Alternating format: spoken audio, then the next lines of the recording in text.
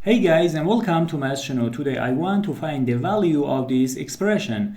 Maybe you solve this math expression first in this way.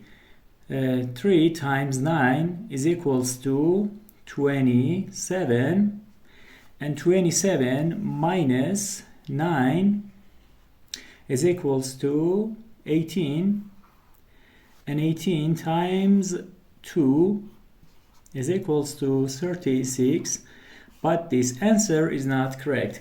According to the rules of mathematics PEMDAS, we have to solve this math expression in this way. First parentheses, then exponent, then multiplication and division, and then addition and subtraction.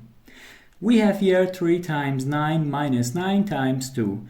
We have to solve these multiplications first, not this subtraction. So we have 3 times 9 is equals to 27, and 9 times 2 is equals to 18.